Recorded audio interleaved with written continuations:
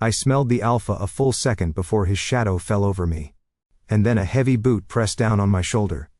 Perfect. Apparently the universe wasn't done reminding me I was a legend nobody asked for.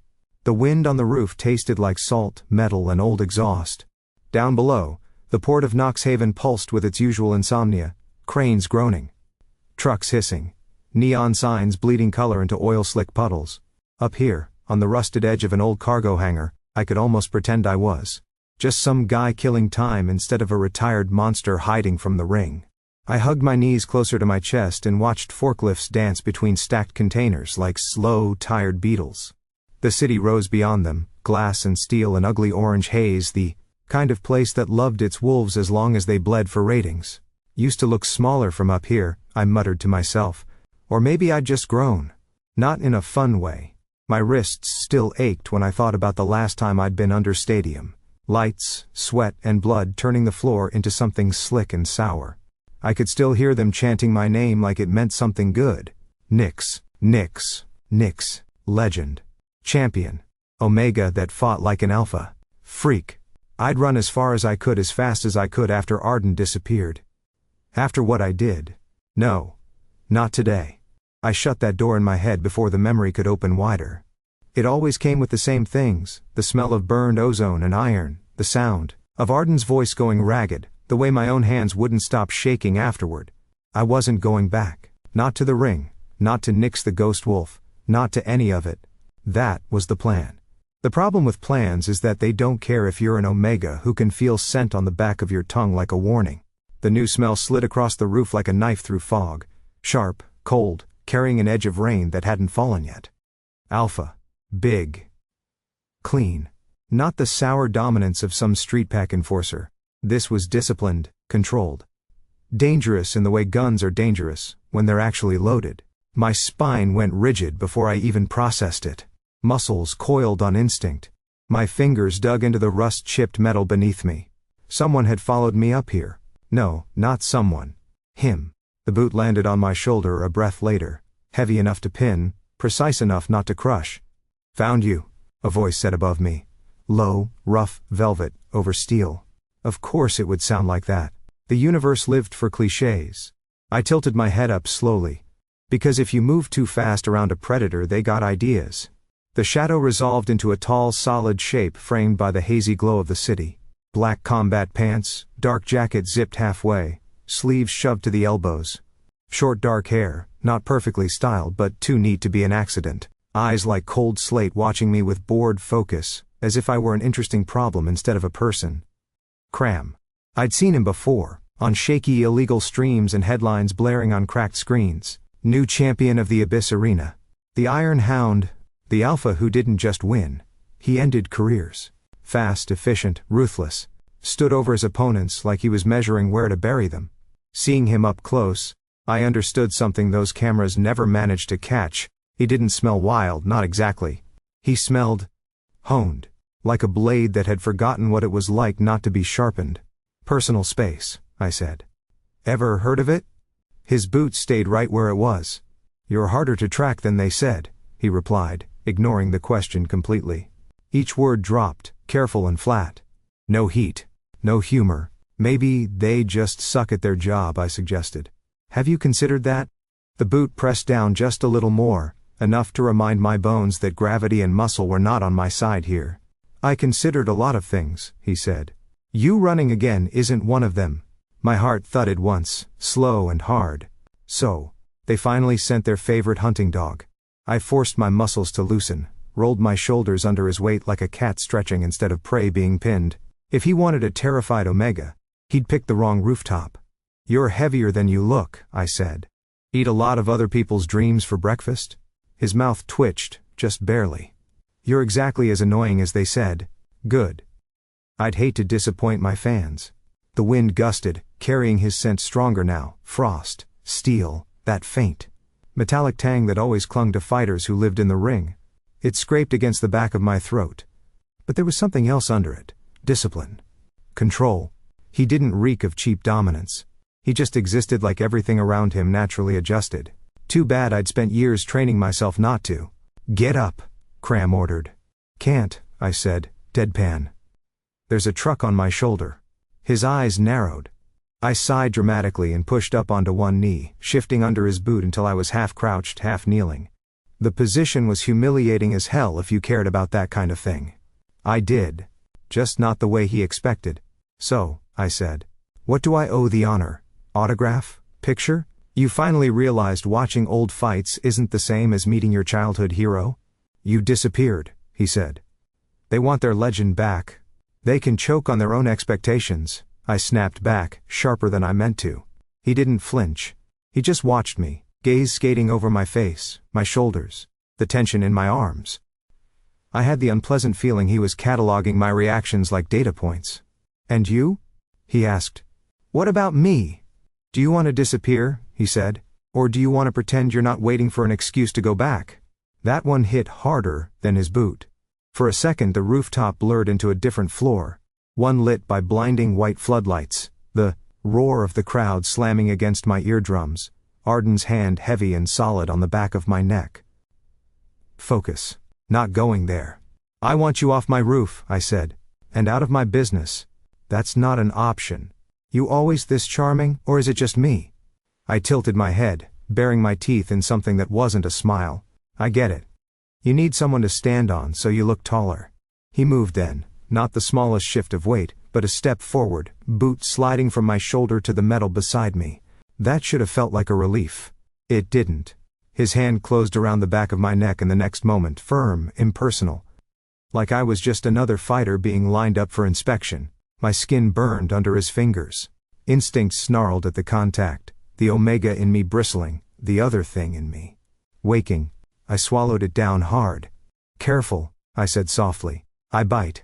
If you did, KRAM murmured, leaning close enough that his breath brushed my ear, you wouldn't be kneeling. Every nerve in my body lit up. I hated that my pulse jumped. Hated that he could probably feel it. What's the plan then? I asked, voice dry. Throw me over your shoulder caveman style? Drag me by the scruff? Not my kink, thanks. He didn't answer. He just moved, fast, decisive. One moment I was on my knees, the next I was twisting, shoving at his chest, using the grip on my neck as a pivot. My body had memorized 1,000 escape routes long before my brain could keep up. I slipped out of his hold, dropped my weight and rolled sideways, kicking off the edge of the roof. The night opened up around me. Air slammed into my lungs as I fell, body tucking itself into the familiar lines of a controlled drop. 3 stories. Easy enough if you knew how to land. Metal screamed under my boots when I hit the top of a container. Momentum jarring up my bones. Pain flared and faded, familiar and grounding. I sprinted, leaping from container to container. The maze of steel boxes rising and falling under me. If I could get into the narrow stacks, down between the rows, lose him in the smell of oil and rust. His scent didn't fade. Of course it didn't. I heard the impact behind me, heavier than mine but somehow smoother. I didn't have to look to know he'd jumped after me like it was nothing. The containers shuddered under his landing, then steadied, his footsteps pounding in a relentlessly even rhythm. He was gaining. I dropped to the side, grabbing a ladder and sliding down, palms burning from the friction. My boots hit wet concrete. The space between containers was a dim corridor of shadows, sodium lamps flickering overhead. I slipped into them, heart slamming, breath steady by sheer force of habit. Left, right, duck, narrow gap, puddle, oil, old rope. I could navigate this kind of terrain blind. For a moment, it even felt like I might lose him. Then his shadow spilled across the far end of the row, long and sharp, and his scent crashed into me again like cold water. He wasn't even running hard. Cute. His voice carried down the corridor. You still move well. I'll take that as a compliment, I called back, backing away, eyes darting for another out. Fence to the right, stacked pallets to the left, chain link at the far end. No open gate. Trapped. My lips curled. Or do you say that to all the guys you hunt? He walked toward me with that same unhurried, deadly calm. Predators didn't need to rush when they knew the prey had already hit the fence. I don't hunt prey, he said. Really? What's this then? Community outreach? I hunt threats, KRAM replied simply. You're one. That snapped something sharp and bitter in my chest. You don't know a damn thing about me, I said. I know enough. He stopped an arm's length away. Up close, he was all solid lines and quiet violence, eyes shadowed and unreadable. Nyx, former champion, Omega who fights above his rank, disappeared after his alpha did. My jaw clenched. Say his name one more time. KRAM didn't. But the fact that he could have was enough. His hand shot out, and this time I was ready. At least I thought I was. I twisted, aimed a kick at his knee, tried to slide past his side. He blocked, stepped in, and the world narrowed to the press of his chest against mine, the hard line of his arm across my back. He pinned one of my wrists to the container wall, the other trapped between us. He was stronger. No surprise there. But he was also careful. No crushing, no breaking. Just control. It infuriated me more than brute force would have. Let go, I hissed, breath hot against his collar. No. That a full sentence for you? I'm impressed. His gaze flicked down to my mouth, then back up. You're coming back to the arena. Hard pass. Not optional. Everything's optional, I shot back. Except taxes, and apparently you. He exhaled through his nose, a sound that might have been the ghost of a laugh in someone less terrifying. My orders are clear, he said. You return as the legend you were. His grip tightened just enough to make the point. Or in pieces. The house doesn't care which. I met his eyes, let my lips twist into the brightest, sharpest smile I could manage. Then maybe, I said, you're the one who should start breaking. His brows inched up. What? Face it, big guy. If your job is dragging me back, you already lost. You had to chase me across half the port. Embarrassing for a champion, don't you think? Something flickered behind his eyes. Annoyance. Challenge. Interest. Keep talking, he said softly. See where it gets you? Into your nightmares, if I'm lucky. The black van rolled up behind him then. Doors sliding open with a metallic groan. 2 enforcers stood inside, silhouettes hard against the dim light, waiting. KRAM's fingers loosened just enough for him to turn me, but not enough for me to slip away. He guided me backward toward the open doors, every movement efficient, inexorable. Like cargo being loaded. Like property being returned. My chest tightened, something old and ugly clawing at my ribs. I forced my breathing to stay even, my legs to keep moving. You can't smell afraid, I reminded myself. You start smelling afraid, they stop seeing a fighter and start seeing meat. At the edge of the van he paused. Last chance, he said quietly. Walk in, or be thrown in. I looked up at him, at the hard cut of his jaw, the cold focus in his eyes, the weight of his hand on my arm. I grinned. Break yourself then, I said. Huge evolutionary mistake. For half a heartbeat the corner of his mouth twitched, like he wanted to smile and was physically allergic to the concept. Then he pushed me inside. The van smelled like old rubber, metal, and ghosts of other fights. The doors slammed shut, killing the neon, leaving only the faint orange glow from the front. As the engine growled to life, and the city began to slide away in choppy glimpses, through the tiny barred window, I let my head thump back against the wall. The abyss wanted its legend back. Fine. The game had started. The ride down felt longer than it probably was. The van jerked to a stop inside some kind of underground garage, the doors yawned open, and suddenly, I was swallowing cold air that tasted like concrete dust and old gasoline instead of salt and sea. The city's noise cut off like someone had slammed a door on it. Out, one of the enforcers grunted. Romantic, I said, hopping down. You bring all your dates to a place like this? No one laughed. Tragic. They marched me across the garage to a squat metal door. A scanner blinked green, the lock clanked, and the door slid open to reveal a freight elevator big enough to fit a car. The walls inside were scuffed and scarred, bearing claw marks and dents that didn't look like they came from furniture. Of course. Basement with a view? I asked as they herded me in. Or is this the part where you sell my organs and tell everyone I moved to the countryside? No answer. Again. The elevator doors shut with a heavy thunk, and my stomach did a slow roll as we began to move, not up, but down. The air grew cooler and thicker the lower we went. A low hum vibrated through the floor, the steady heartbeat of a place that never truly slept. Somewhere far below, a roar rose and fell, muffled by distance and concrete. Voices. Metal. The hollow echo of something slamming into a cage. The abyss arena, I thought, pulse ticking up despite myself. I'd promised I'd never see it again from the inside. The elevator shuddered to a stop. The doors opened smoothly, like a mouth. The corridor beyond could have belonged to an old bunker. Bare concrete walls, hairline cracks, rust-stained pipes overhead.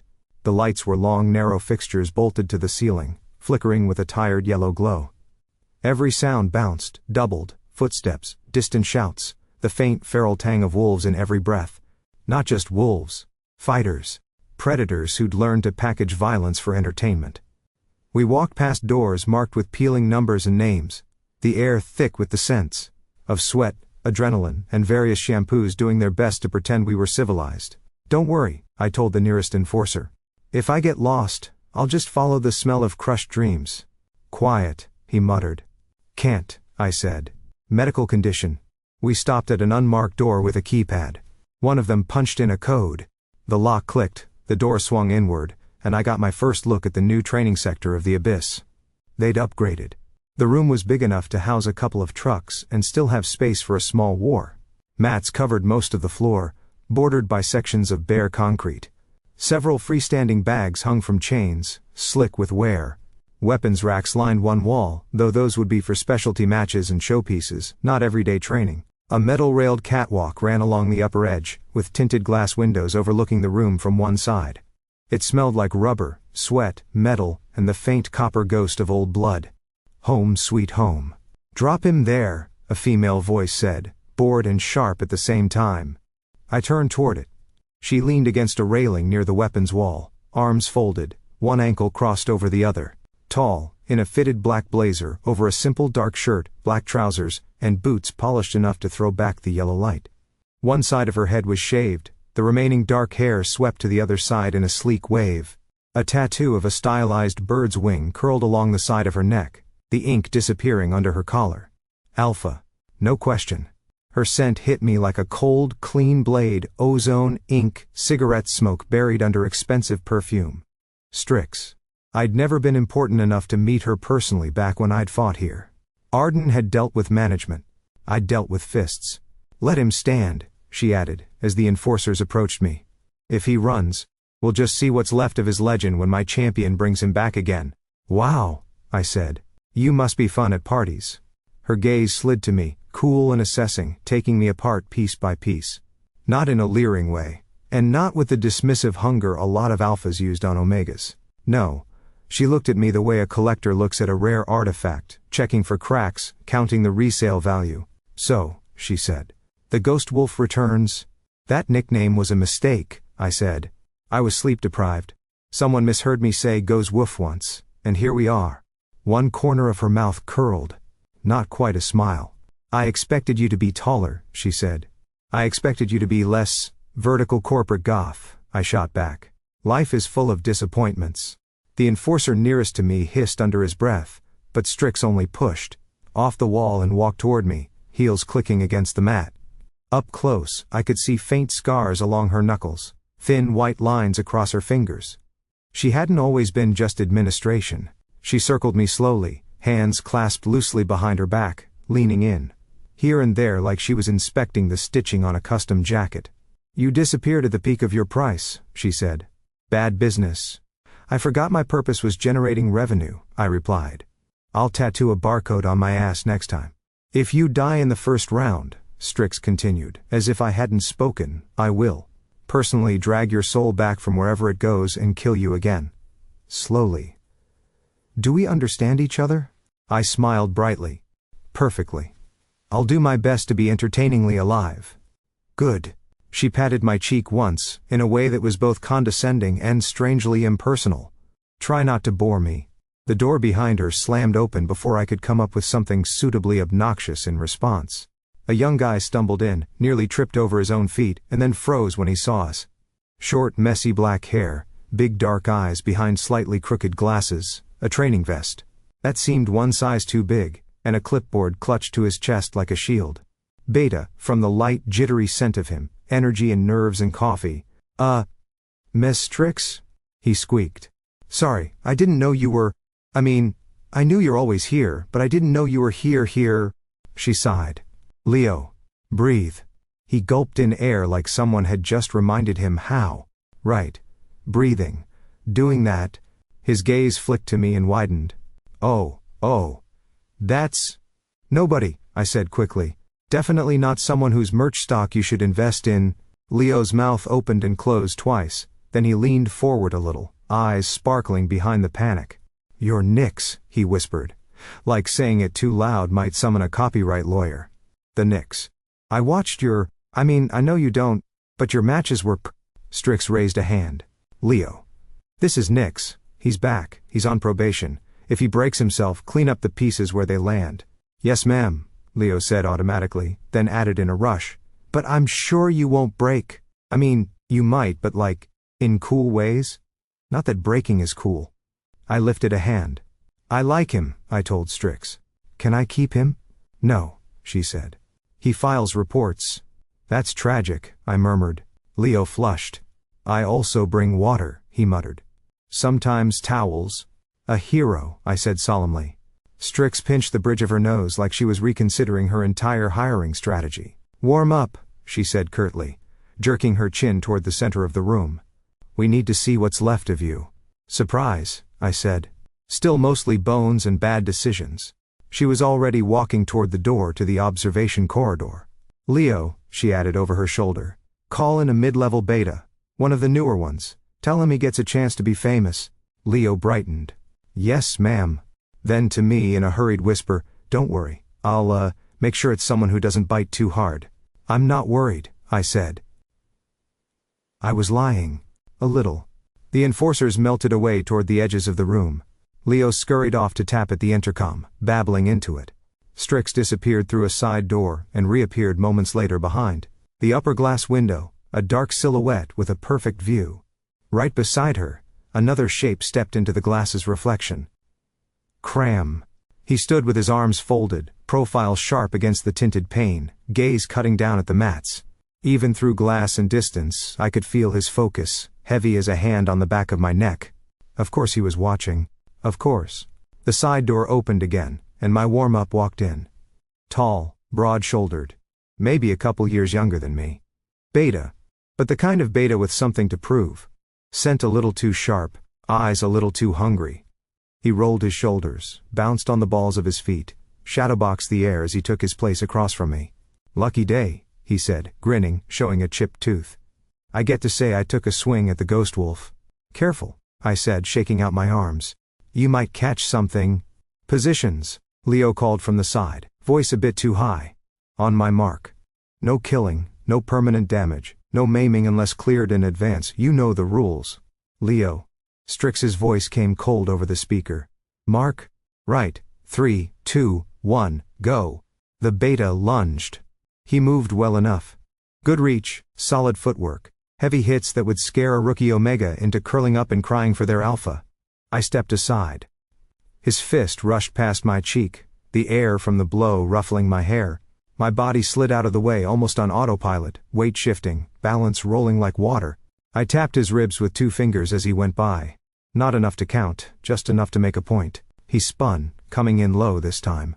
I hopped back, letting his fist skim the hem of my shirt. He snarled, baring his teeth. Stand still. Why? I asked. You're missing great cardio. He roared and charged again. I let a little more speed bleed through. Just a little. Enough to let the old rhythm wake up in my muscles. The familiar dance of tension and release. The world narrowed to angles and timing, to the hollow echoes of his footsteps, and the hitch in his breath when he overextended. I ducked under his next swing and flicked my knuckles into his side, right where his guard had dropped. He grunted. Another tap, higher, near his shoulder. Another, low on his hip. Little stings, marking the map of his openings. Above us, behind glass, I could feel KRAM's gaze tightening. Careful, I reminded myself. You're not here to show off. When the beta threw one more wild hook, opening his center like a door, I stepped in instead of out. My palm slammed into his chest. Not hard enough to break, but hard enough to steal his breath and send him stumbling back onto the mat. He crashed, wheezing, eyes wide. Silence fell for a beat. Then the intercom crackled. Enough, Strix said. Leo rushed forward. You okay? He asked the beta breathlessly. The guy coughed, nodded, and managed. He's fast. I didn't see much, I said lightly, flicking my fingers as if shaking off the contact. Can we get another one? That was barely a stretch. I could feel KRAM's stare like a blade along my skin as he left the window. He came down faster than he should have had time for, boots echoing in the corridor, and stepped into the training room with that same controlled, dangerous calm.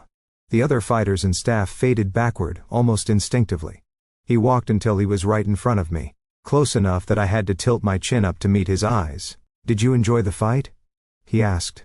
His voice was quiet, almost conversational. The air around him, though, vibrated with barely leashed alpha. I looked at him, at the tension in his jaw, at the faint flare of his nostrils. As he took in my scent, checking for fear, exertion, excitement, I smiled. "I enjoyed," I said, flicking a speck of blood off my knuckle, "watching you look disappointed." His hands curled into fists at his sides, knuckles whitening. His scent sharpened, dominance spiking like static before a storm. Ah, there it was. The hunter was angry.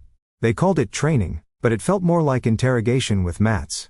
The next morning, if you could call it morning down here where the lights never changed, Leo showed up at my door with a clipboard, a nervous smile, and the faint smell of instant coffee. "Hi," he said, already out of breath. "You're scheduled for, conditioning with KRAM?" "Wow," I said. "No flowers first. Straight to conditioning." His smile twitched. "Strix likes results. So I've noticed." The training hall was quieter than the night before. No warm-up fighters, no curious onlookers, just empty mats, the dull gleam of the ring in the center, and the industrial hum of the ventilation beating a steady rhythm overhead. Fluorescent lights buzzed in long rows, reflecting off the mirrors lining one wall. It smelled like rubber, old sweat, cleaning solution, and something new, a sharp, cold scent that cut through everything else. KRAM was already there. He stood near the center of the mats, jacket off this time, sleeves of his dark shirt shoved up to his elbows. His hands were wrapped, white tape neat and tight over knuckles and wrists. The muscles in his forearms shifted under the skin as he flexed his fingers once, testing the tension. He looked like he'd been carved out of the same material as the concrete around us, and then told to move quietly. "Nix," he said, by way of greeting.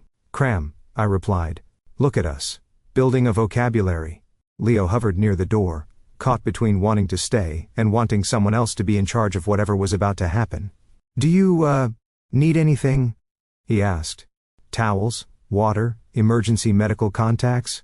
"Water later," KRAM said. "You can go." Leo shot me an apologetic look. "You'll be fine," he whispered as he backed toward the exit. "Probably. Maybe. I mean, you're Nix." "Such confidence," I said dryly. "Make sure they spell my name right on the memorial plaque." The door closed behind him with a soft click. Silence settled, thick and stretching. KRAM watched me without moving for a few long breaths, eyes unreadable. The weight of his attention settled on my skin like pressure, pressing against the shape of me, waiting for me to push back or break. I didn't give him the satisfaction of fidgeting. Instead, I crossed my arms and tilted my head. "So," I said, "what's the plan?" "You bark orders, I roll over, we bond?" "You're here to fight," he said. "You'll fight. But you're out of practice. We start with control." "Control," I echoed. "That's cute, coming from a guy whose entire brand is, I hit things until they stop moving." His jaw tightened a fraction. "Step onto the mat." "I am on the mat." "Closer," he said. There was no command in his scent, not exactly. He didn't push his alpha dominance in a clumsy wave the way some did. He just expected obedience. Like gravity expected you to fall. I took a few unhurried steps toward him, until there were only a couple of feet between us. Up close, his smell was stronger. Frost. Steel. The faint clean sting of sweat that hadn't yet dried. No cigarettes, no cheap alcohol. Just discipline. And anger, buried deep, like a live wire under concrete. He stepped in, that last bit of space disappearing. His chest almost brushed mine. His hand lifted, not quite touching, hovering just beside my jaw, fingers ghosting over the air near my throat like he was measuring distance. He was testing my reactions. My heartbeat kicked up, but I didn't lean back. I met his gaze head on, let my eyes drag lazily over his face, then down to his hand, then back up. "If you're gonna kiss me," I said, "I should warn you, the last guy who tried ended up with a broken nose." The slightest flicker passed through his eyes. Annoyance. Amusement. Both. "You're not my type," he said. Tragic. "I'll learn to live with the heartbreak." Hands up, he ordered. I sighed, but raised my arms into a loose guard. My fingers flexed, muscle memory slotting into place, the familiar weight of my own body settling around me like an old coat. Again, he said. Guard higher. You're dropping your right.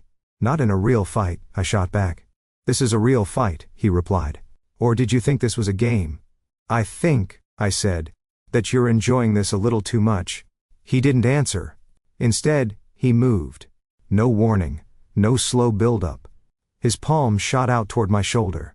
I turned, letting it skim past, redirecting the force. He stepped. I pivoted. He went low, I went high, slipping around him, the air between us charged with motion and heat. He kept coming.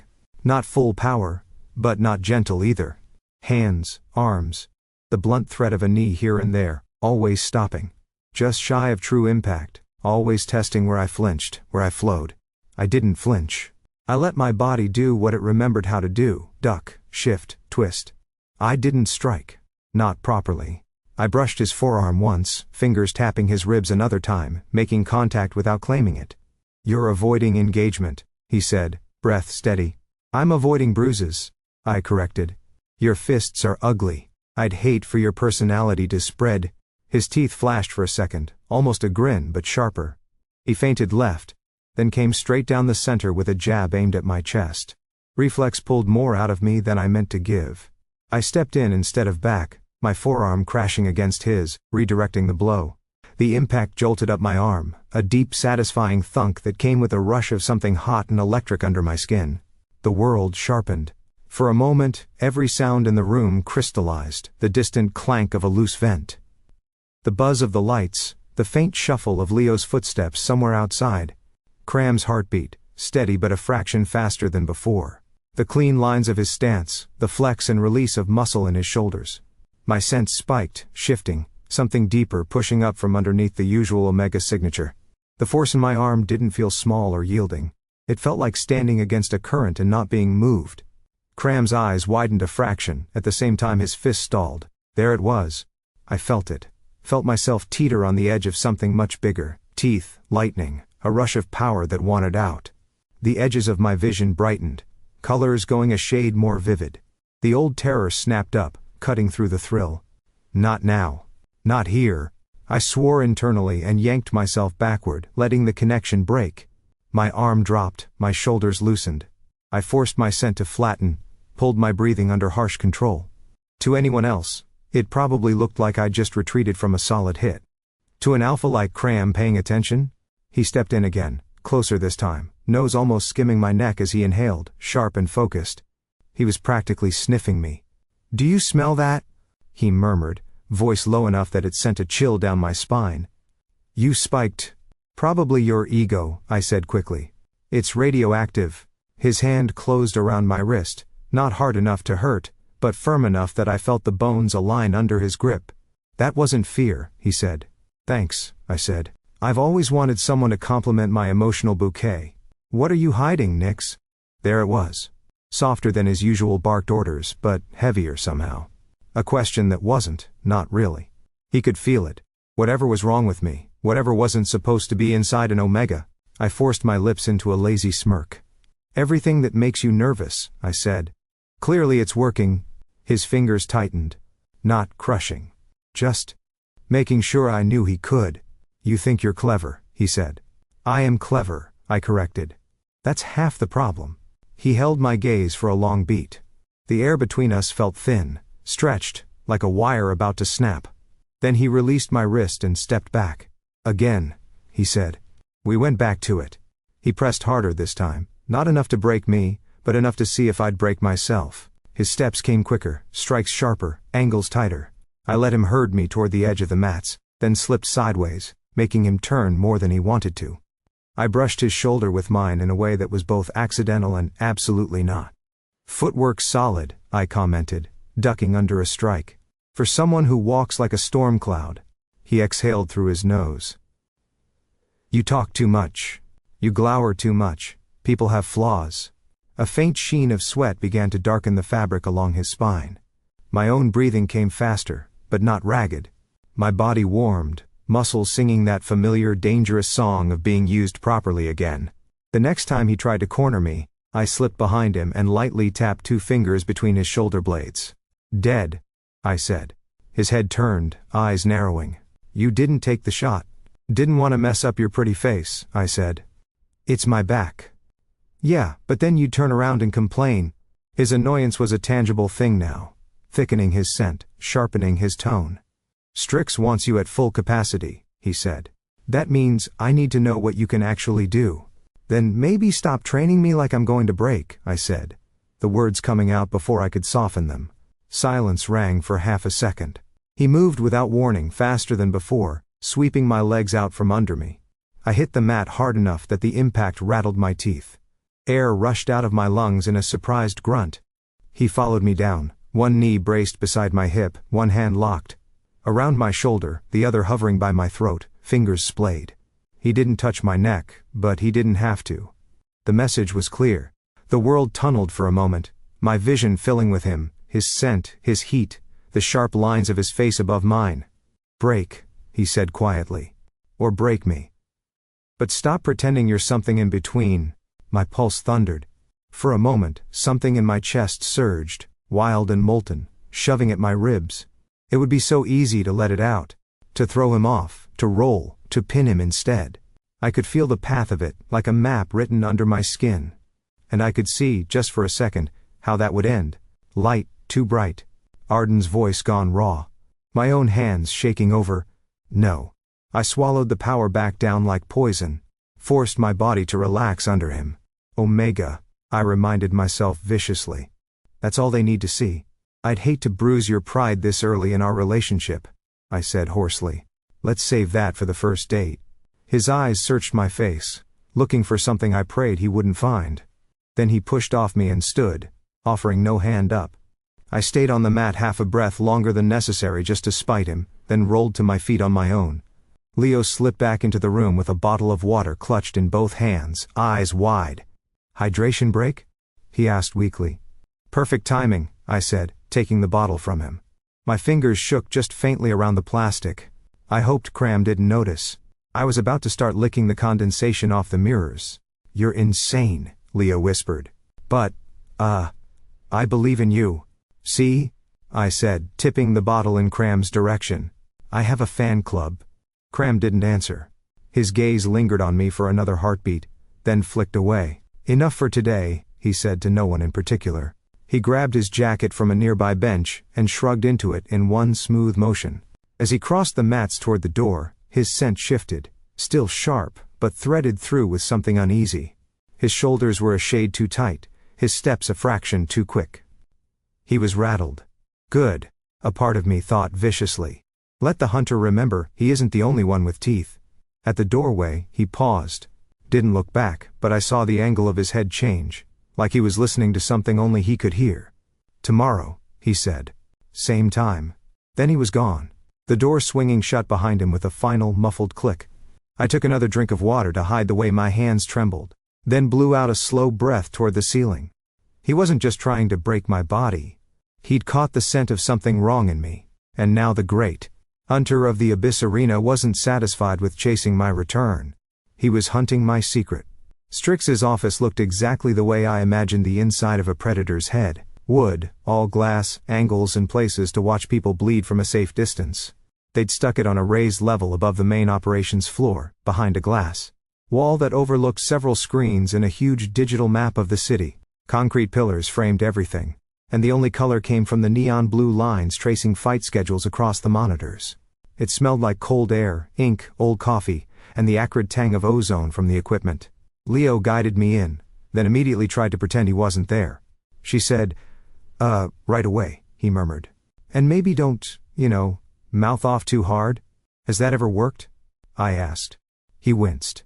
Just survive, okay? That's the plan, I said, and stepped forward. Strix sat on the edge of her glass desk, not behind it, deliberately informal and somehow even more intimidating for it. The big screens behind her showed split views, the main arena floor, a couple of training rooms, a schematic of upcoming matches. Her shaved temple caught the light, the tattoo on her neck shifting when she turned. Nix, she said. Come in. Don't touch anything. What if I am the expensive thing? I countered, stopping a few meters away. Do I still need permission to exist in here? Her mouth curved in a slow, hungry arc. You're only expensive as long as other people want to pay to see you break. Comforting, I said. I missed this nurturing environment. She slid off the desk and circled me like we were back in the training hall. But there was a different weight to it now. Less physical, more numbers, odds, profit margins. You know what you are downstairs? She asked. Devastatingly handsome? I offered. Product, she replied. A rare, nostalgic one. You're a limited edition. Retired model brought back from the vault. Wow, I said. I didn't realize I was a collectible figurine. Do I at least get cool packaging? Don't mistake that for importance, she went on, ignoring me. You're a legend, yes. People screamed your name. Odds went wild. But in my books? She tapped her temple. You're a line item under risk versus gain. You walk into the arena, you bring attention. You fall flat in the first match, you become a punchline and a cautionary tale. And if I don't fall? I asked lightly. Her eyes glittered. Then you become the story of the season. The ghost that came back. The omega that refused to die. Good for business. She stepped closer, enough that I could see the faint lines of exhaustion at the corner of her eyes, the way her pupils tracked every tiny shift in my expression. I can feel it, she said quietly. Whatever you've been hiding in your little dockside exile, you're different, stronger, wilder around the edges. My heartbeat stuttered. She smiled, all teeth. Which means you're more valuable, she concluded. And much more expendable. I snorted. Great. So, I'm a rating spike, with a warranty disclaimer. Exactly. She turned away, flicking through a few windows on the nearest screen. We're doing a public session. A demonstration. Omega returns, trained by our champion.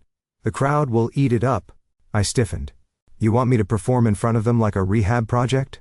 I want them to see you move, she said. And to see KRAM next to you. To understand that the abyss owns both its legends and its monsters. You're really selling this, I muttered. Her gaze cut back to me. Smile pretty, Nix. Snarl if you must. But whatever you do, make them watch. She waved a hand toward the door. KRAM's already on the floor. Try not to make him look too bad. I grinned. No promises. The roar of the crowd hit me before I even stepped fully into the arena. It started as a dull hum in the concrete corridor. Voices, laughter, the electronic chime of betting machines. Then surged into a living thing as I passed through the gate and onto the walkway circling the main pit. Lights burned hot overhead. Spotlight strips racing along the ceiling and focusing. Down on the central ring, a reinforced metal cage. Half cage fight, half stage. People leaned over railings on multiple tiers, drinks in hand. Faces lit by screens showing odds and stats. I tasted it on my tongue, money, hunger, old blood, fresh adrenaline. The abyss had always smelled like this. Ladies and gentlemen, beasts and betters, the announcer's voice boomed. You know our champion. You know his record. But do you remember his ghost? The crowd screamed, a wave of sound that battered at the cage. Tonight for your entertainment.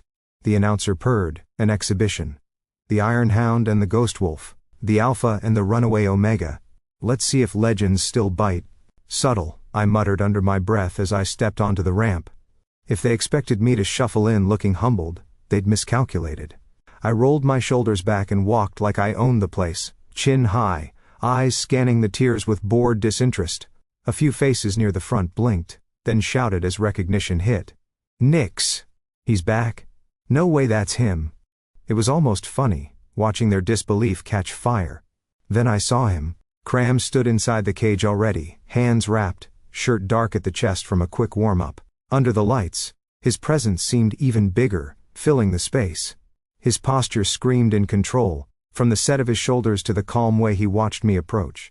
Beside the ring, Strix leaned against the railing of a very important person balcony, arms folded, eyes sharp. An enforcer opened the gate for me. Ready to dance, big guy? I called as I slipped inside. This isn't dancing, KRAM said. Speak for yourself. The gate clanged shut behind me. The announcer's voice dropped, intimate and conspiratorial. Remember, folks, this is a demonstration. No kills, no dismemberment. Unless things get really interesting. The crowd laughed. KRAM jerked his chin. Stay close, he said quietly. Don't give them anything that looks like you can't handle. "Aw," I said. "Is that concern? I'm touched." We moved into the center together, facing off. To the audience it probably looked like a training exercise, champion and omega, mentor and project. To me, it felt like standing inside a storm just before the lightning knew where to hit. "Showtime," I breathed. He came at me, slow at first. Nothing serious, just a reach for my wrist, a guided pivot, the kind of move that said, "See, I can control him." I slipped away, letting my arm slide out of his hand, ducking under and around like smoke. The crowd murmured. He tried again, a little faster this time. A catch at my shoulder, a nudge toward the mat. I turned with it, deflecting, spinning clear. My body remembered the rhythm, my feet finding that sweet spot between grace and aggravation. "Nix," he said under his breath, low and warning. "Yes, coach?" I replied. He grabbed for me harder, this time aiming a proper takedown at my legs. I jumped sideways, twisting in the air, and landing light. The crowd reacted louder now, cheers and whistles spiking. They liked it when I refused to play along. "Hold still," he muttered. "Can't. Medical condition." He lunged. I slid past, letting my hand brush his back in a way that suggested I could have pushed, could have struck. And chose not to. The noise swelled. I heard my name again, scattered through the roar like sparks. He caught my wrist then, finally, fingers locking like cuffs. The move dragged me in close, my chest bumping his. To anyone watching, it probably looked like a dominance display, Alpha holding Omega in check. His eyes met mine. "Ease up," he growled softly. "You're making this look bad." "For who?" I asked, smiling. "Because I'm having a great time." Something flashed in his gaze. Irritation. And under it, that same curiosity that hadn't left since our first training session. He spun, using his grip on my wrist to send me toward the mat. My body reacted without asking my permission. I planted a knee, rolled, let the momentum carry me instead of slamming me. I came up in a low crouch, his hold broken. The cage rattled with the force of the crowd's reaction. Up in the very important person balcony, Strix was smiling, teeth bright in the washed-out light. And beside her, leaning against the railing with a casual slouch that didn't match the sharpness in his eyes, was someone I didn't recognize. Not immediately. He was taller than KRAM, a shade leaner, with dark blonde hair pulled back into a loose knot at the nape of his neck. Stubble shadowed his jaw, and a thin scar curved along his cheek like a lazy question mark. His suit was expensive and worn like an afterthought, shirt open at the collar. His scent cut through the chaos and found me, spice and smoke and something sour, like old grudges. He saw me looking and smiled. It was the kind of smile I'd seen on fighters who'd already decided exactly how they wanted the next round to end. My stomach dropped, a cold, sick twist. KRAM moved again, drawing my attention back. But I couldn't quite shake the feeling of those eyes on me. The rest of the demonstration blurred into a mix of dodges and grabs of me giving. Just enough to keep Strix happy, and just enough trouble to keep KRAM irritated. When it ended, the crowd roared their approval. The announcer babbled something about potential, and the legend's return. KRAM released my arm with a final deliberate push. In the corridor afterward, the sound dulled to a distant pressure behind my eyes. The air was cooler here, carrying the metallic tang of the cage and the sharp ozone smell from the lighting rigs. I was halfway back to the training sector when he appeared. Scar cheek, loosened tie, hands in his pockets like he had all the time in the world. He peeled off from a side passage and fell into step beside me without asking. "Hell of a show," he said. His voice was smooth, with a rough edge like gravel under silk. "You still move like you don't believe anyone can touch you." "I don't know you," I said. He clicked his tongue. "Farron. We've never met properly. But I know you, Ghost Wolf." "Great. A fan." He walked backward in front of me now, easy and balanced, making me either stop or keep walking toward him. I kept walking. I wasn't giving him the satisfaction of halting. "You and KRAM make quite the picture," Farron went on. "The Iron Hound and the stray he dragged home. Strix must be thrilled." "I charge extra for commentary," I said. "Talk to my agent." He ignored that completely. "You disappeared so fast after your alpha did," he mused. "Arden, wasn't it?" Every muscle in my body went tight. "Careful," I said quietly. Farron's smile sharpened. "Touched a nerve, did I?" he asked. "Relax. I'm not here to fight you. Not yet. I just thought..." He leaned in, close enough that his breath brushed my ear. You might want to know where he ended up. My heart slammed once, hard enough to hurt. I shoved him back on instinct, putting space between us. You don't know anything about him. Oh, I know plenty, Farron said, still smiling, adjusting his collar like I'd brushed off dust instead of shoving him. I know where he was seen last. I know which pack had him. I know who he looked at like he was the center of his world. His gaze hooked into mine. And I know who did this to him. The hallway seemed to narrow. My breath scraped in and out of my chest, too loud, too fast. The buzzing of the lights overhead sharpened into a whine. The scent of metal and disinfectant and wolf slammed into me all at once. My vision brightened at the edges, like someone had turned up the saturation on reality. Farron's face came into razor focus, every line, every shift of expression. The beat of his heart thudded in my ears, slow, infuriatingly calm. My own heart raced. Something surged up inside me, hot and wild and furious. Instincts tore at the leash I kept on them, howling. My fingers curled into fists so tight my nails bit into my palms. I could feel it, my scent twisting, deepening, burning at the edges. My eyes burned too, heat licking behind them. The world around me sharpened and narrowed to threat and target and move. No, I rasped, to myself or to the thing inside me I didn't know. Farron didn't back away. If anything, he looked more interested. There it is, he murmured. I was wondering when it would come out. Footsteps pounded behind me. Nix. KRAM's voice hit the air like a command, thick with alpha weight. His scent rushed over me a second later, cold steel and frost shoving against the heat boiling under my skin. He moved in close, shoulder brushing mine, presence looming. It wasn't subtle, he was trying to smother my spike under his own dominance, to press me back down where an omega belonged. Breathe, he said, low. Stand down. My lungs refused to cooperate. Every inhale came ragged, every exhale burned. My vision wavered between Farron's smirk and the pulse in his throat, between KRAM. Solid wall of scent and the furious, terrified thing clawing inside my chest. Don't, I managed. KRAM stepped closer, practically chest to my back now. His voice a growl near my ear. This is not the time, he said. Or the place. You'll lose control. The words sliced right through my fraying self-control. I spun, not away, into him. My palms slammed into KRAM's chest, harder than I'd planned, harder than I'd ever dared. Power surged through my arms, not the nervous, shaky strength of an omega forcing a boundary, but something denser, heavier. For a blink, the air around us crackled, tasting like storms. KRAM staggered. KRAM. The guy who shrugged off blows from full-grown alphas like they were inconveniences. His eyes went wide as he rocked back a full step, boots scuffing on the concrete.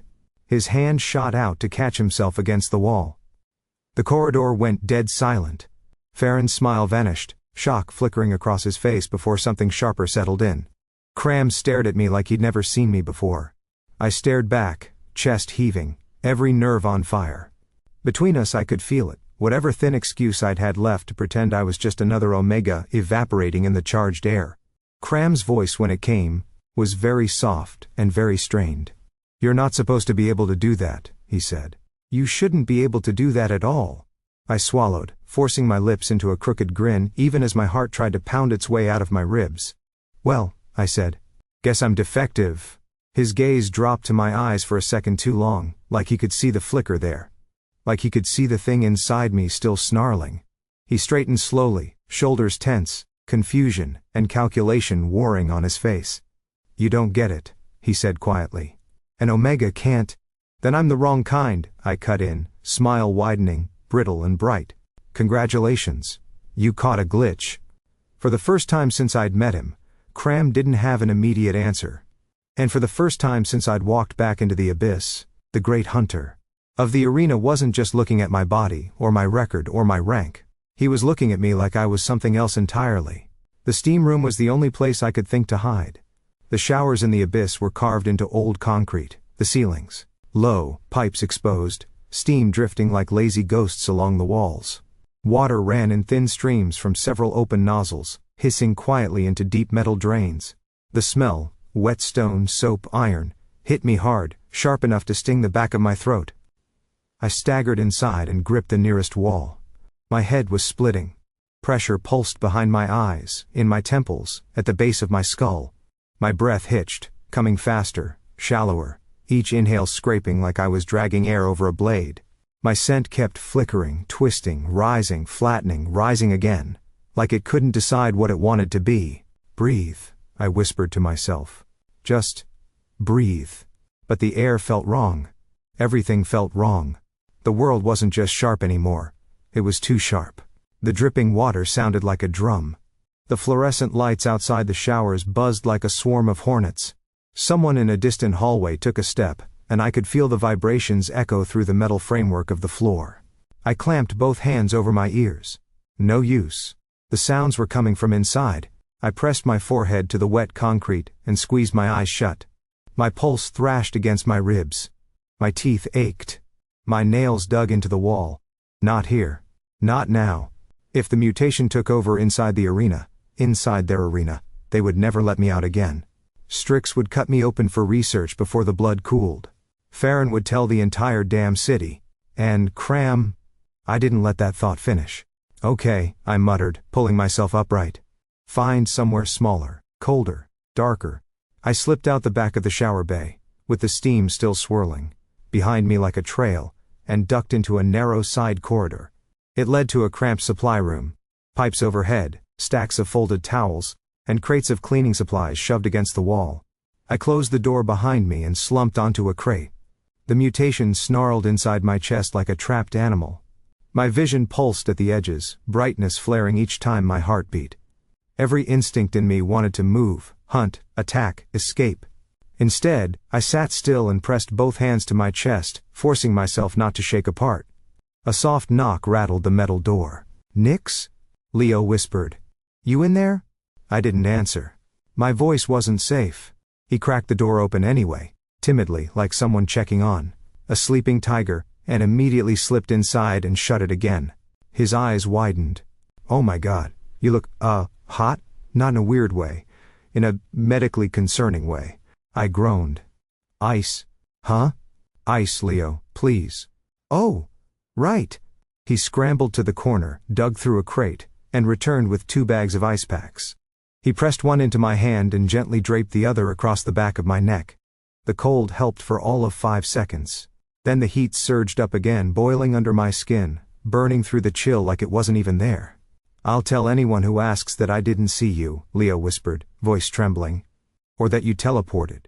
Or that you're in the vents. Something believable." I almost laughed. Almost. "Leo," I managed, if I start losing it, run." "No," he said instantly. "You're not dangerous." "I am." He shook his head fiercely. "Not to me.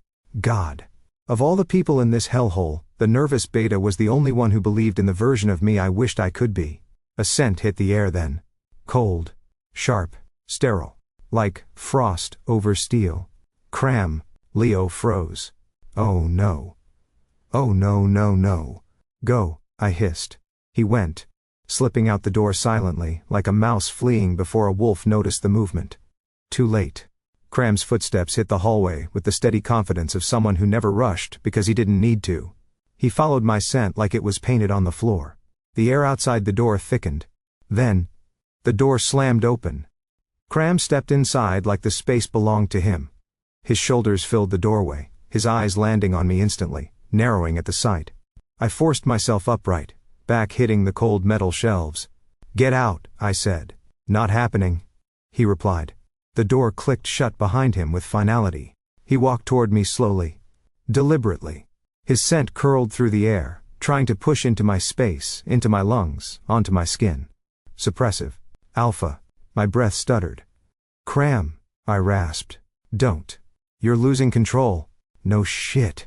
He stopped only inches away. Close enough that the heat radiating off me brushed his chest.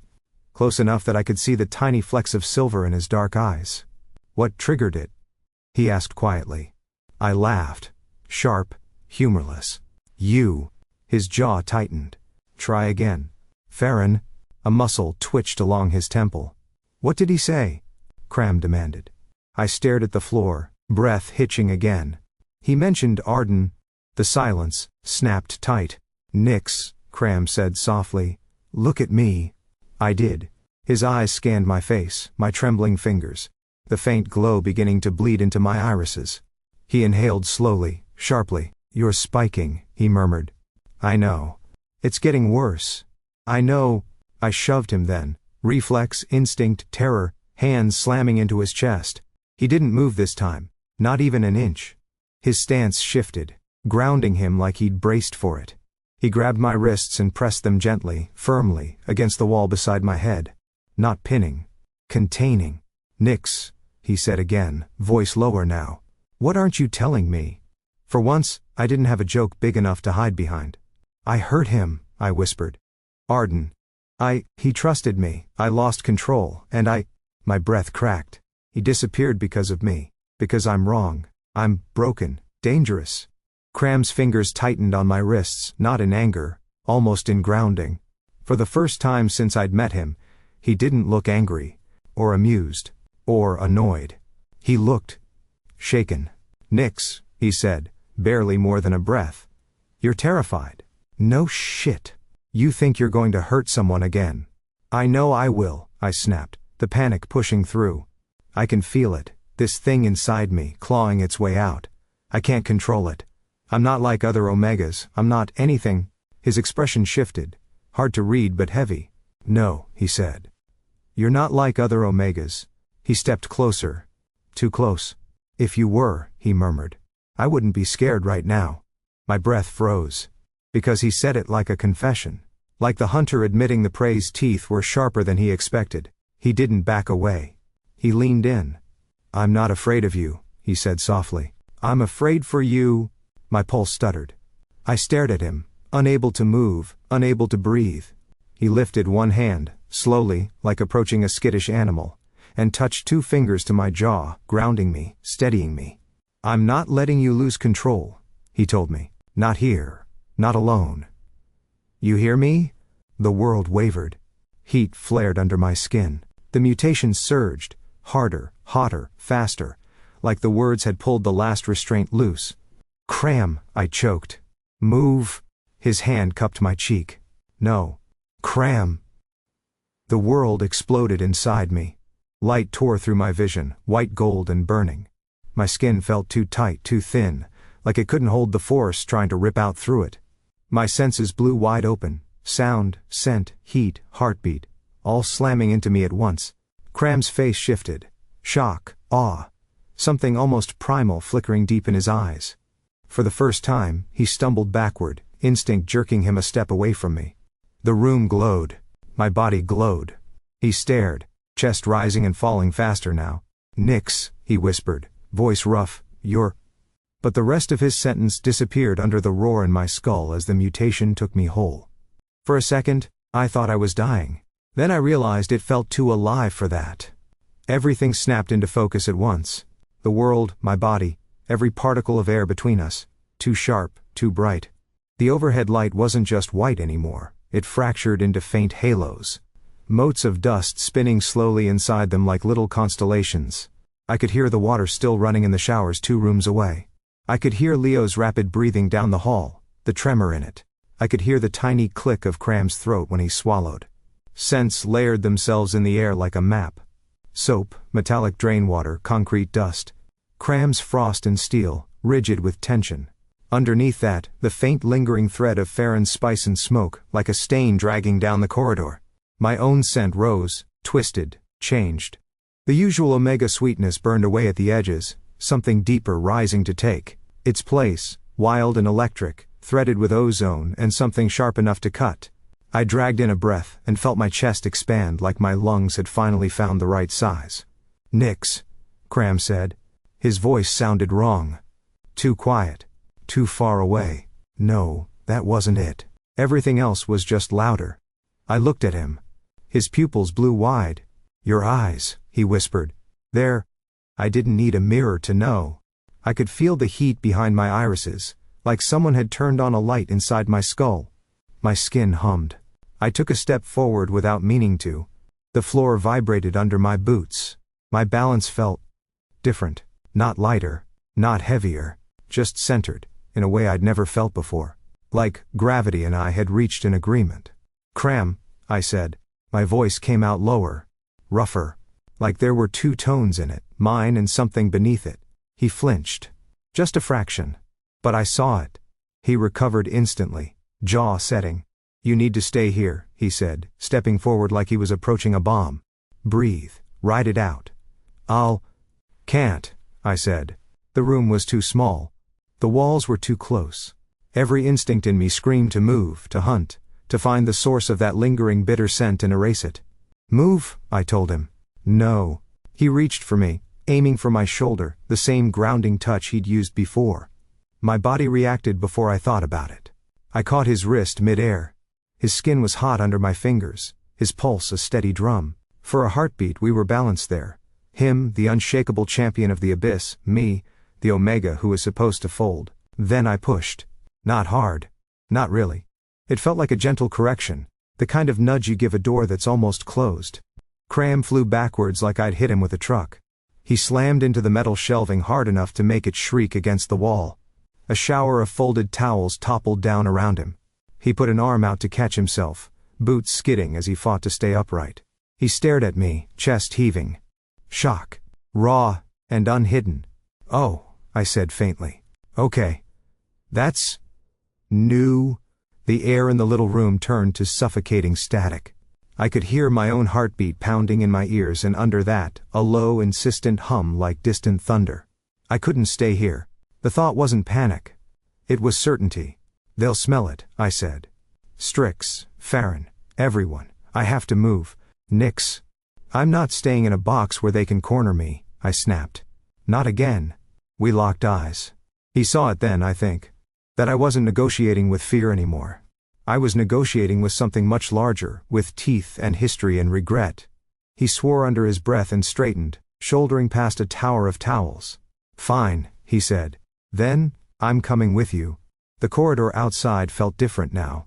The hum of the ventilation system was a constant roar in the back of my skull, but it didn't overwhelm me. It organized itself. I could pinpoint where the main ducts ran, where the air currents shifted.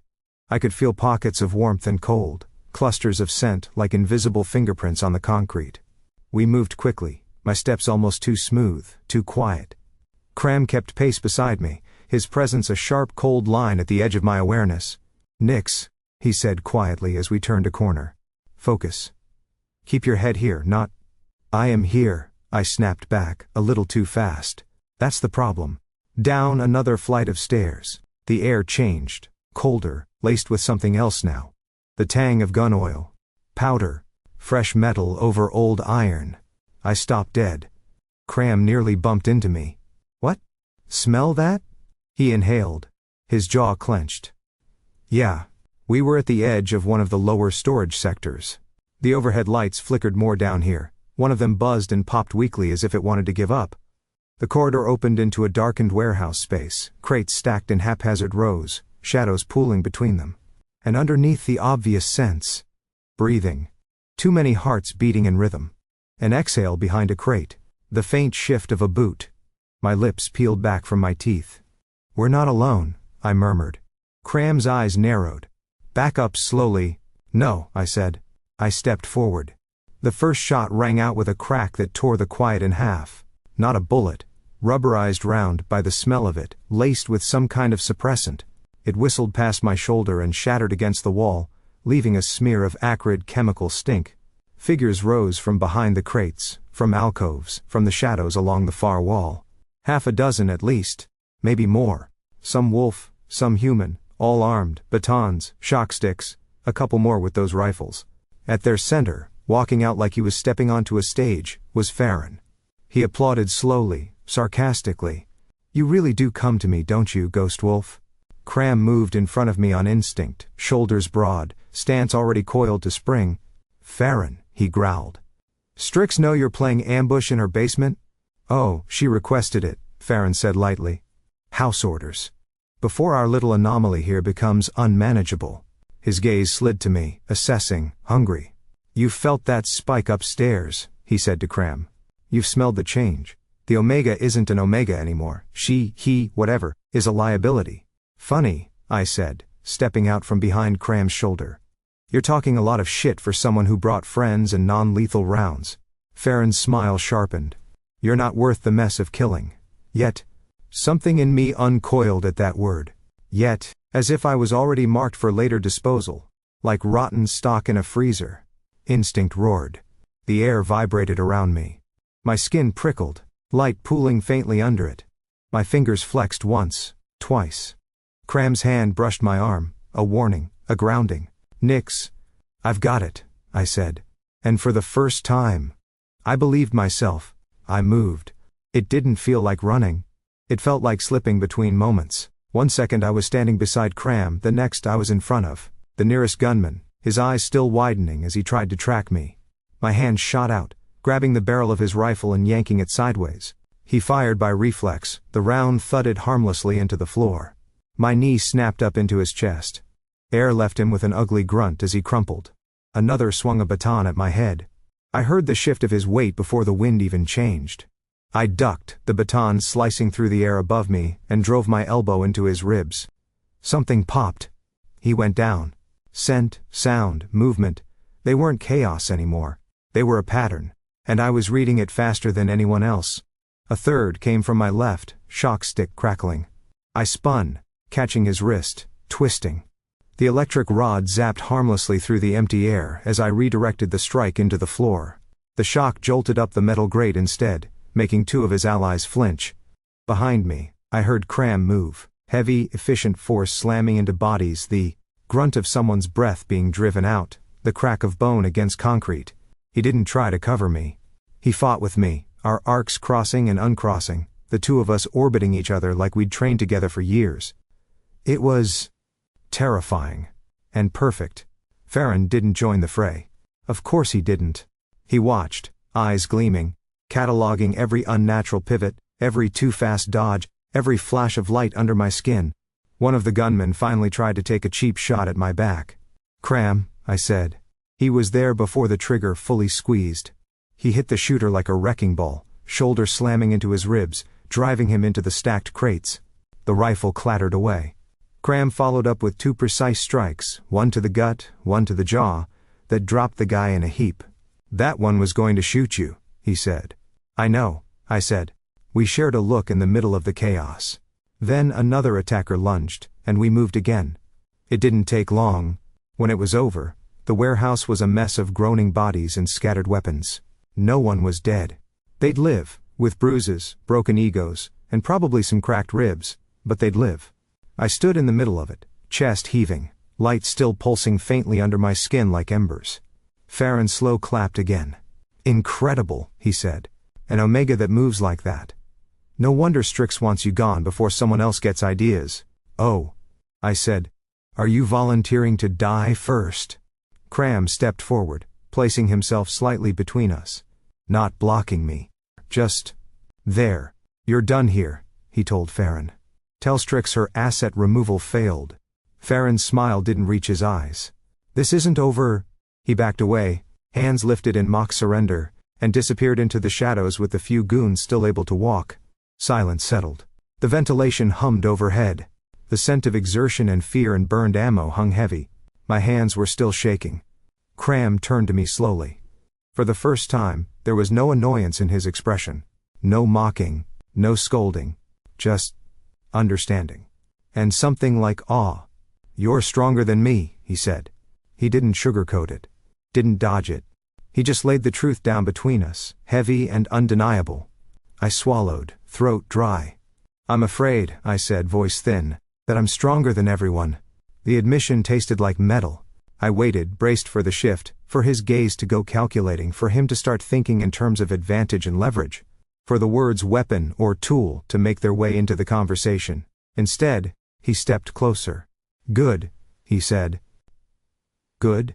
I repeated, stunned. "I don't want something fragile next to me," he said simply. "I have enough fragile things to protect. I don't need you to be one of them." My heart tripped over itself. "You're not scared I'll turn on you?" I asked, unable to stop the question. "Oh, I'm scared," he said. "I'd be stupid not to be." There was that honesty again, dangerous and disarming. "But I'm not going to chain you up and squeeze you for power," he added. "I'm not Strix. And I'm not a fool." His gaze pinned mine, steady and unflinching. "I'm not going to take you by force, Nix. Not your strength, not your choices, not your life. He paused, something tightening in his jaw. You matter. To me. Not as a product, not as a weapon. As you. The words landed like blows, but they didn't hurt. They knocked the wind out of my defenses instead. I opened my mouth. No joke came out, no snarky comment, no deflection. My usually quick tongue tripped over nothing. For the first time since I came back to the abyss, I had nothing clever to say. All I could do was breathe, ragged, uneven, and feel the way something inside me, some small, stubborn shard, stopped clinging to armor and just listened. He watched me, searching my face for the mockery he was used to. He didn't find it. That's incredibly irresponsible of you, I managed finally, my voice rough and small. His mouth twitched, that almost smile I was starting to recognize. Probably, he said. My shoulders slumped. The shield of sarcasm I'd been holding between us slipped, just a little. And for once, I let it. By the time the season tournament rolled around, the Abyss Arena didn't just hum, it thundered. From the tunnels I could hear it. The roar of thousands of throats, the low boom of bass from the sound system, the mechanical chirp of betting terminals calculating odds in real time. The walls shook with it, dust drifting down from the ceiling in tired little puffs. The air in the corridor tasted like electricity and expectations. Leo bounced nervously beside me, hands white-knuckled around his ever-present clipboard. Big night, he squeaked. Huge, massive, monumental. No pressure though. Good, I said. I hate pressure. I perform much better with crippling dread. He made a strangled noise. You're joking, right? You're joking. You always joke. That's like your thing. Oh God. Ahead of us, KRAM walked with the calm of a man heading to the grocery store instead of into a sold-out bloodsport event. His shoulders were relaxed, his stride even. Only the faint tightness around his mouth gave him away. He was wired. Just quietly. You two ready? Leo blurted. They're about to announce you, together. As a duo. Do you know how insane the bets are? It's like, Leo, KRAM said, not looking back. Breathe. He sucked in air obediently. I grinned. If we die, you get to write the incident report. That's practically a promotion. Please don't die, he whispered. I like you both not dead. We reached the gate. Beyond it the main arena roared, crowds stamping their feet chanting, waves of sound crashing against the steel. The ring tonight wasn't a simple cage. For the tournament finale they'd rebuilt it into a full circular platform, edges lit from below with harsh white light, making it look like a glowing coin dropped in a pit of wolves. Strix waited by the gate, dressed sharper than usual. Dark suit, hair slicked to one side, tattoo gleaming as the light strobed. A smile curved her lips, sharp and satisfied. My monsters, she said. You ready to make me rich? Always nice to feel valued, I replied. Her eyes ran over us, cataloging the sight, the Iron Hound and his allegedly impossible Omega, standing shoulder to shoulder. Not boss and subordinate, not mentor and project. Partners. Remember, she said, lowering her voice. Whatever happens out there, stay marketable. Great pep talk, I muttered. Inspirational, really.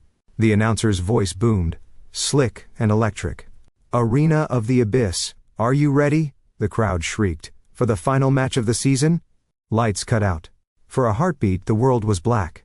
Then beams of white snapped on, crisscrossing the arena, swooping over the stands before focusing on the center ring. On one side the announcer purred, our reigning champion, the Iron Hound, the alpha who never loses. KRAM.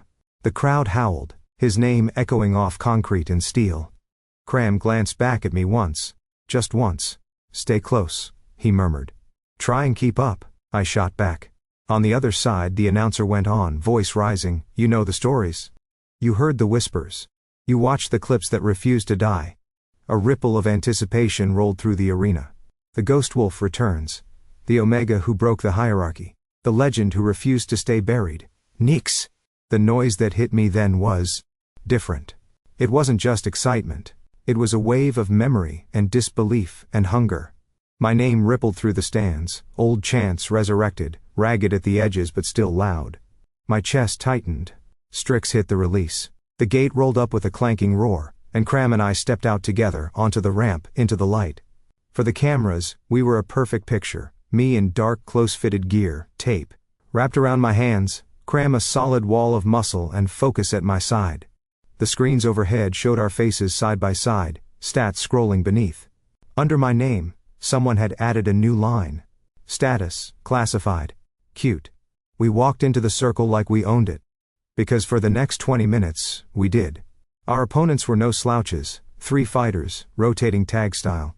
2 alphas and a brutal beta, all seasoned, all hungry, all very aware this match could make or break their careers. The bell sounded. They came in like a wave. We met them like a storm. I didn't go full mutation. I couldn't risk it, not with cameras, not with Strix and Farron and every interested party watching. But I let the edges of it lick through my veins, a little more speed, a little more awareness.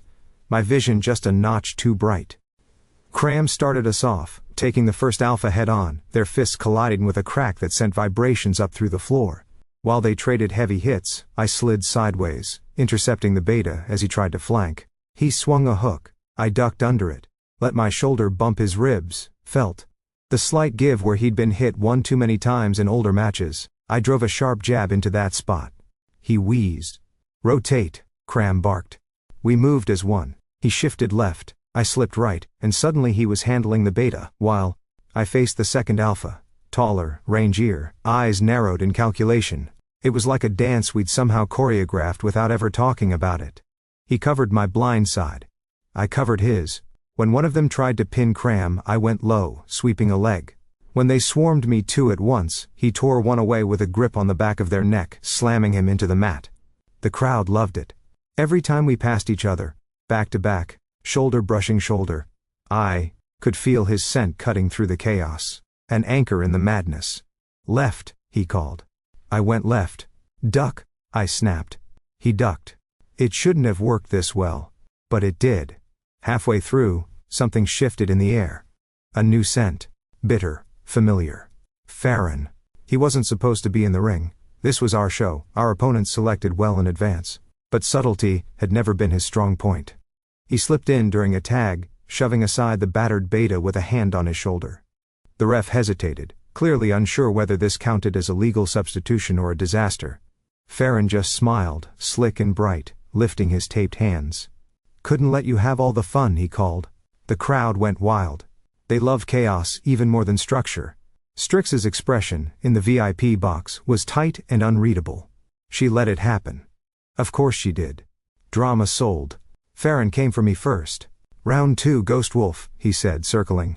Let's see what your new tricks can really do. My heart hammered. Instinct surged, the mutation pushing up, eager. I held it back by inches, letting just enough power bleed into my limbs to keep me alive.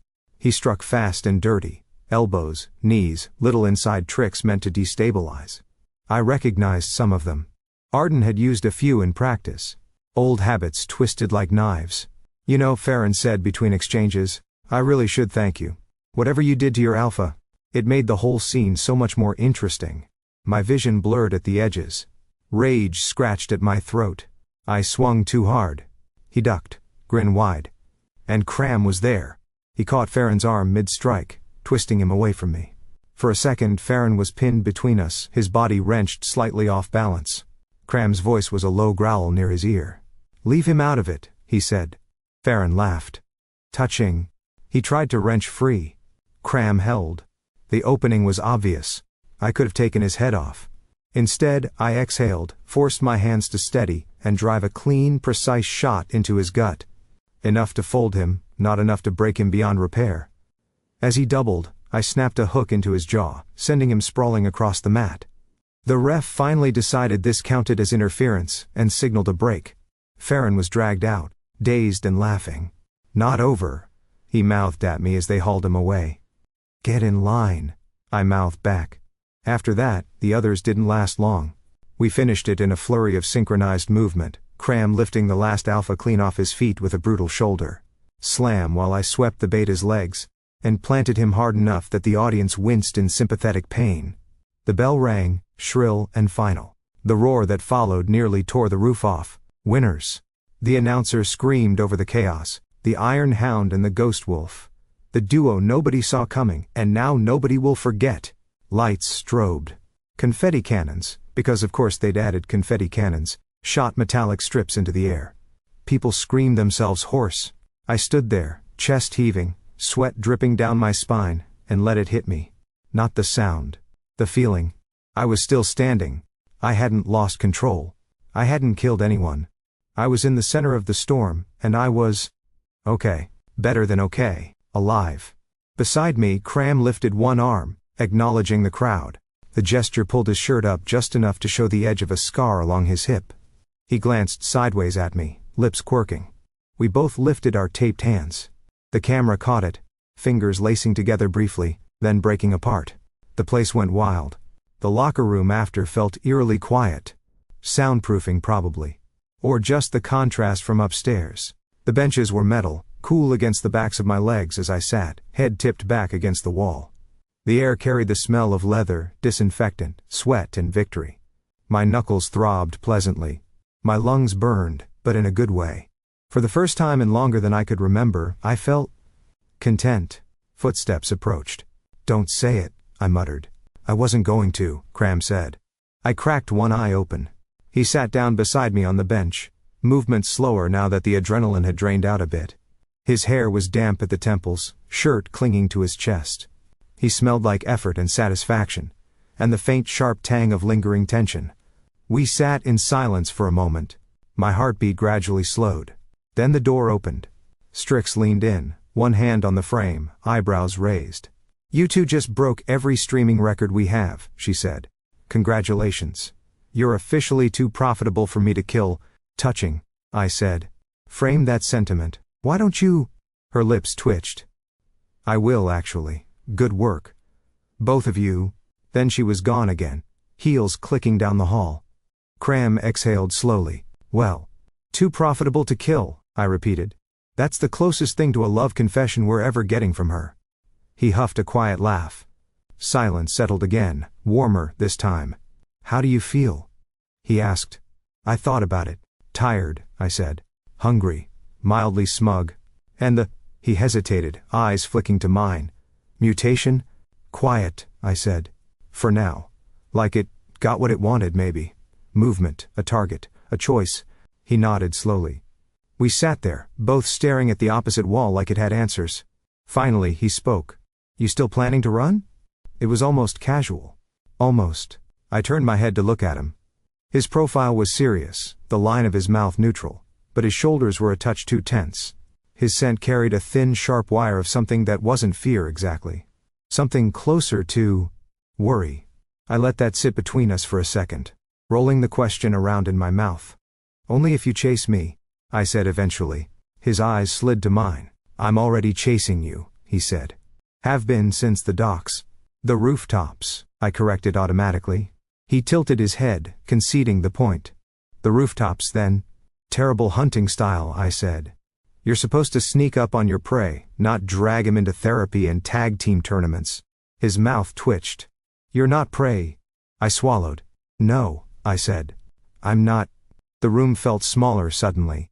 Not in a bad way. Just closer.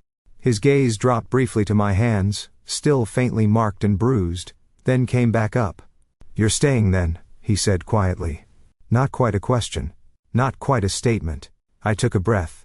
"I'm not staying for the arena," I said. "Or for Strix. Or for this charming underground death circus." "Obviously," he said. "I'm staying," I continued, "because running didn't fix anything. And because..." I stopped, words catching on something vulnerable in my throat. He waited. "Because you said I matter," I finished softly. "And I want to see what that looks like. When I'm not just a weapon. Or a mistake." The silence that followed wasn't heavy this time. It was full. KRAM's shoulders eased, just a fraction. Some tightness I hadn't even noticed he'd been carrying slipped away. "Good," he said. "Yeah?" "Yeah." We sat there, letting that sink in. His hand shifted on the bench between us. Slowly, deliberately, I let my fingers slide until they brushed his. Just once. Just enough to feel the warmth of his skin, the solid reality of him. He didn't pull away. "If you do run," he said after a moment, voice quieter than I'd ever heard it, "I'll follow." I smiled, small at first, then wider, until it felt like it might split my face. No bitterness. No armor. Something lighter. Almost Ridiculous. Then I guess, I said, I'll have to make sure I don't run somewhere boring. He huffed another almost laugh. Just so you know, he murmured, I'm already running. I turned my head fully to face him. Yeah, I said softly. Me too. For the first time since Arden vanished. Since I ripped my life apart and, hid in the cracks of the city, I felt my scent shift into something new. Not fear. Not panic. Not denial. Something steadier. Warmer. Freedom, maybe. Out in the arena the crowd was still screaming our names. Down here on a metal bench that smelled like old sweat and new beginnings, I smiled for real. And for once, it didn't feel like a mask at all.